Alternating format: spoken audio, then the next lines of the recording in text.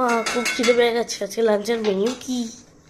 আজকে লাঞ্চের মেনু একদম সিম্পল তোমার জন্য। কি? এখানে হচ্ছে রুই চারার ঝোল। তুমি বাবাকে বলেছো শিঙি মাছ খাবে না, শিঙি মাছ খাবে না, তার কারণ হচ্ছে এখনকার শিঙি মাছগুলোতে সেরকম মাংস থাকে না, খুব সরু সরু ছোট ছোট থাকে, দেশি শিঙি যেগুলো, তাই তার ইচ্ছে নেই শিঙি মাছ খাওয়ার। তার কথা হচ্ছে যে মাছে মাংস বেশি আছে সেই মাছ খাবে। তো সেই জন্য ওর বাবা বলেছে জ্যান্ত মাছ ছাড়া তো এমনি এখন রুই কাতলা ওকে খাওয়াবো না, তাই রুই চারা নিয়ে এসেছে। তবে এটাও রিও ভালো খায়।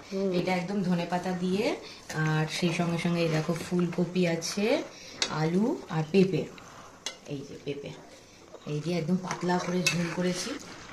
অল্প তেল মশলা তো দিইনি, আদা বাটা আর একটু টমেটো দিয়ে একদম পাতলা করে ঝোল করেছি। ঝাল ঠালও বেশি দিইনি, রিও খাবে এটা।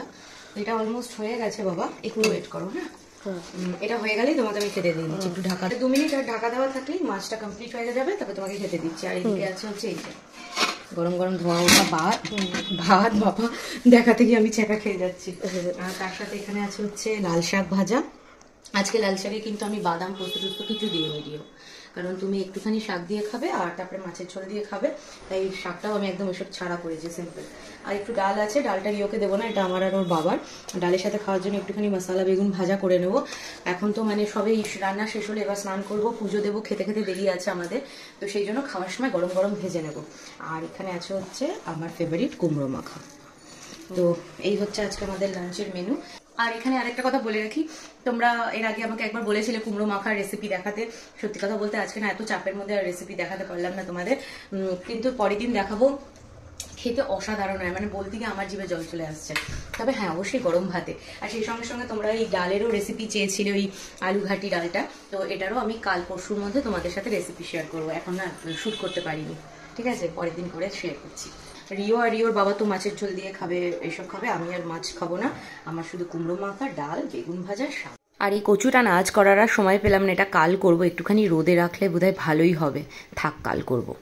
তো রিওকে এখন খেতে দিয়ে দেবো, কারণ রিও কালকে সেই লাঞ্চের পরে আর কিছু খায়নি। আজকে সকালে জাস্ট স্কুলে যাওয়ার সময় একটু জলমুড়ি খেয়ে গেছে, ব্যাস, টিফিনও নিতে চাইনি, বলে ভালো লাগছে না, নেবো না। তো সেই জন্য খিদে পেয়ে গেছে, ও স্নানও হয়ে গেছে, ওকে খেতে দিয়ে দিই, তারপরে আমি স্নান পুজো করবো। আর তুমি একটুখানি সবাইকে বলে দাও তোমার এক্সাম কেমন হয়েছে বলে দাও। ভালো? কতটা ভালো? আর শরীর কিরম আছে সেটাও বলে দাও। ঠিকঠাক। আচ্ছা, এখানে বলে রাখি, রিওর কিন্তু লুজ মোশন হয়নি, পাতলা পাটি হয়নি, সেই জন্য রিওকে আজকে আর মাছের ঝোলের মধ্যে কাঁচকলা দিলাম না। তোমরা বলতে পারো যে কাঁচকলা দিলে না কেন, সেই জন্য বলে দিলাম।